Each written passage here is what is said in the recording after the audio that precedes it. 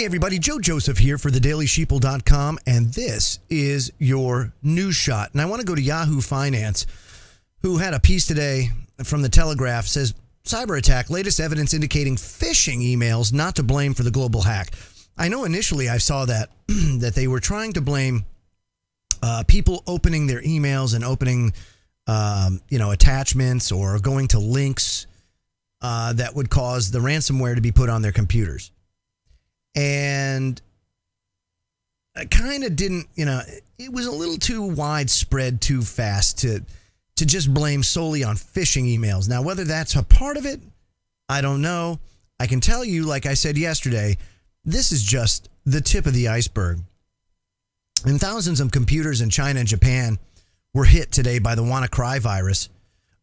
President Putin says Russia had nothing to do with the global ransomware outbreak. Isn't it sad that Vladimir Putin has to go ahead and say, it wasn't us. I know that we're being blamed for everything right now, but come on.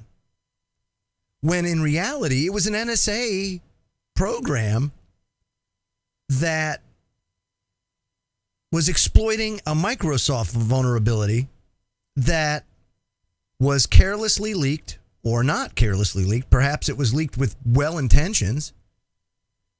But the reality is, just like with our government, just like with the powers that shouldn't be, the road to hell is paved by good intentions, and good people, if they have the opportunity to make some scratch, will do so at others' expenses. It happens all the time. Oftentimes, we play roles in it and we don't even know we do. Microsoft attacks. They came out on the offensive, attacking the U.S. government over developing Eternal Blue exploit that led to this hack. I mean, this is what was put out there on the dark web and everywhere else. And now there's new strains of the virus reported. Now, they've been having little effect, but I can say that once you establish that baseline, you give these people things to work with. And if there's a will, there's a way. They'll exploit it. That should be everybody's biggest realization here. Where there's a will, there's a way. When you make something available like this, people will exploit it. People will take advantage of it and try to profit from the vulnerabilities that exist on your computer and in your life. It's what happens. Our government does it to us all the time. And we just go about our business as if nothing is happening. But the fact is, our government put hundreds of thousands, if not millions of people and their well-beings at risk. Not just because they developed this Eternal Blue exploit, but because of the careless nature in which they handled it after the fact. What they did was shameful enough. Letting it be released to a criminal element?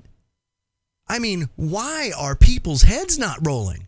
Oh, because it's the NSA. And it's because it's a national security thing. And because it's national security, by God, we can't do anything about it. It's like the black budget. You know it exists, but Congress really has no say in it. And all the shell companies that exist that the CIA's created over the years and shells within shells. I mean, you're talking about a vast intelligence apparatus that people have no idea just the power and how far these tentacles of it go. Nuts. But when it starts affecting hospitals and the sick and causes deaths, where is the accountability? President Trump, where's the accountability? Oh, because it's done for our peace and safety, why, it's okay. Let me tell you something. We were just fine without them and their Eternal Blue exploit. And we're much worse off now because of their Eternal Blue exploit and the fact that they go where they shouldn't be going. The NSA.